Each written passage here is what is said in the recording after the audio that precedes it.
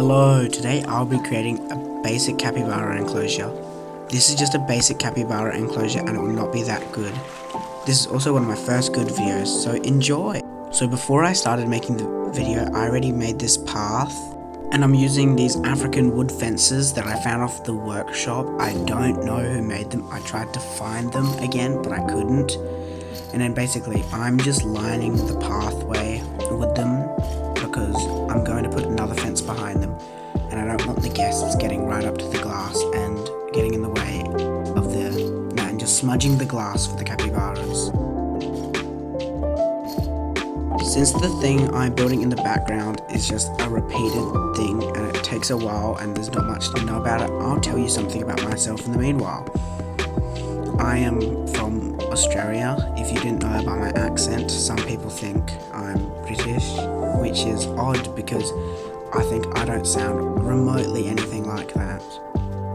The reason why I decided to create this video today was because of one of my good friends, Clever Agenda. I talk to him on Discord a lot. He has a server and another YouTube channel. He does console builds and he's really talented at it. I would recommend watching him. And while rewatching one of his videos a couple days ago, I wanted to create one of my own videos as well because I just wanted to create a channel while I wait for Planet Zoo 2 for something to do. I'm hoping for this to be a South American zoo, and I'm starting off with the capybaras if you didn't already read the title. Now I've finished the fence and I'm just duplicating this little beam at the end to fill it in to make it not just like an empty thing where people can go around. And I'm doing it on the other side. I almost thought I forgot that, but now watching it back I realized I did not forget that, luckily. I'm using these tropical walls that I found off the workshop. I'm nowhere near talented enough to create these. These are really good. I've tried to create mud walls before and they ended up looking like dookie. So these ones are really good. I know the pattern is repetitive, but I'm going to go back over them in a second with more like pieces of the mud wall. But also another thing to think of when making barriers out of rocks and stuff, you don't want to make it a square or a rectangle, and you want to add some curvature to it to make it more unique and not just a square box, which in zoos can be really boring and plain. As you can see, I'm going over with these bits that stick out and it adds a bit more variety, but not by a lot, which is why I'm going over with these other bits in a minute, which help up with the gaps in the top and just a lot better than these little bits. If you want me to link these things in the description or something, I will. Just someone ask and I will happily do it because I don't have a problem with it. It's just I will have to go look for it, and if no one cares for it or wants to use it, I won't link it because it's a waste of time. But if you want to use it, I will link it in the thing. Also, these are from the Steam workshop and you need the tropical pack and twilight pack for them. And the other barriers that I used, I think you needed the twilight for one singular piece in the other fence that I didn't use, but I'm not sure. So if you want me to link it, I sure can. Anyways, as you can see now, I'm adding a null barrier to the enclosure. This is useful because it allows the staff to see that it's actually an enclosure.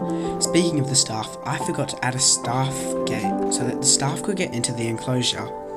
I also forgot to add the staff facilities, so I'm adding them right now.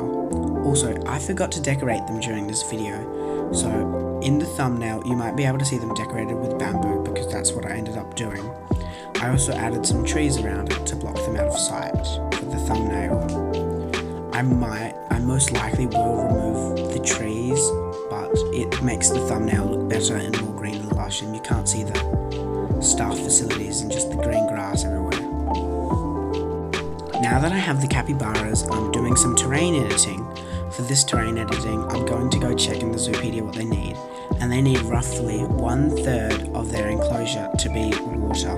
So that's what I tried to do, but I think it's a bit more than 1/3, but it's still big enough for them to do whatever they need. But I've dug out a thing for their water needs, and now I'm adding terrain paint everywhere because you don't just want a green bland enclosure, because it's unrealistic for capybaras, because they will eat almost anything they can in their enclosures, especially grass. But since this is a new enclosure, later in the video I will make it seem like it's brand new, because there will be lots of buffalo grass, because buffalo grass is amazing. But besides that, I'm adding the enrichment for them, because even though they don't need it because it's sandbox, it's still important to see them playing with stuff, because I think it looks cool. But I added that sprinkler custom enrichment that I made. I can link it because it's on my workshop that I made it. But now I'm doing all the foliage work, and I end up doing this for the next couple of bits. My foliage work is really simple. I mainly do the foliage around trees and other stuff. Also, don't mind the sitting capybara on the sprinkler. I have no idea what happened there, and I think it was just a glitch. But he ends up sitting there for the next two-ish minutes, and then randomly teleports away. So I have no idea what happened there. But anyway, now I'm planting the whatever this is. I have no idea what the name is. Sorry. But yeah, I'm also planting these lily pad things they found in the tropical thing. They're better than the other ones because these are bigger and more tropical. Because if you're doing tropical, you should use those ones instead, because they just fit the vibes better. I also added one Brazil nut tree because I feel like I wanted something big and tall to be like the highlight of this enclosure. I'm also adding those I'm adding these trees that I sunk to the ground and make them seem like bushes. They add a lot.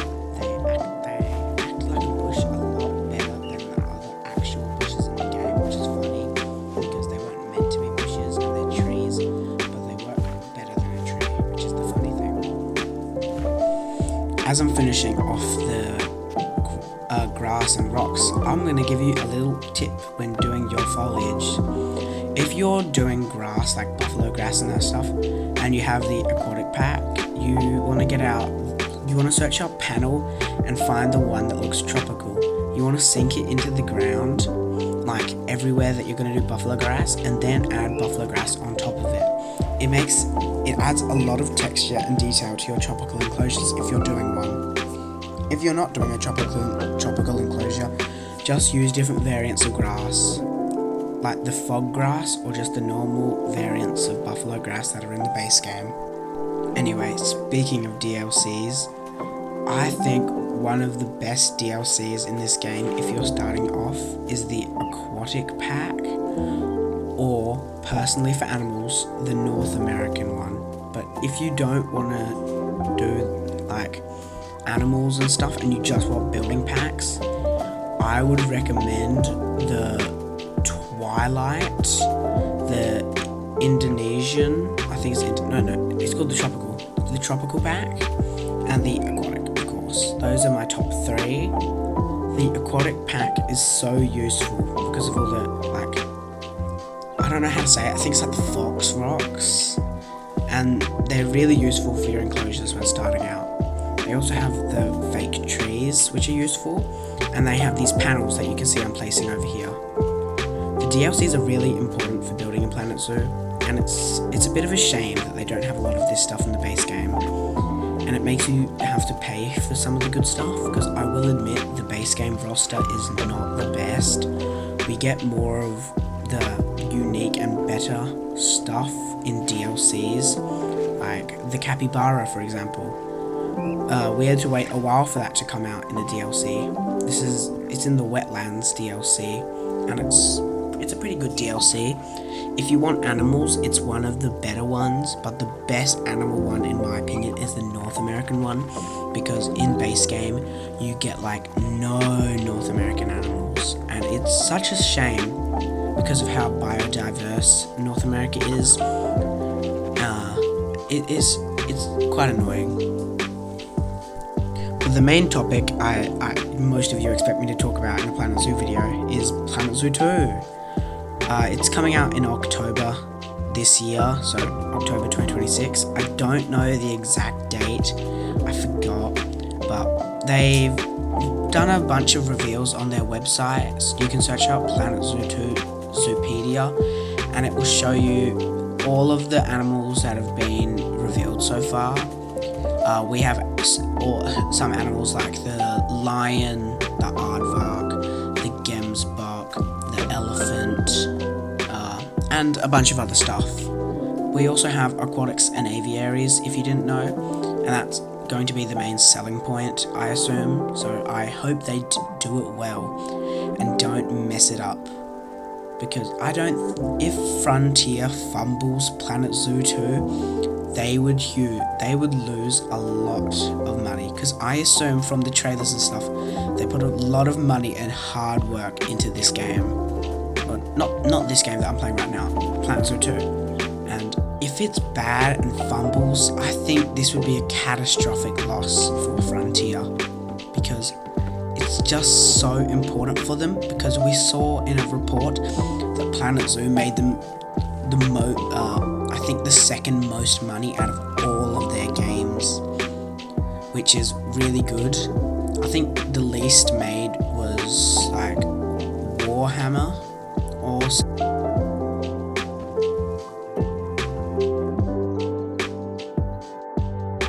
Alright, this is the end of one of my first videos, and I hope you enjoyed it. If you did, leave a like and it'll be greatly appreciated, because I'll create more videos soon.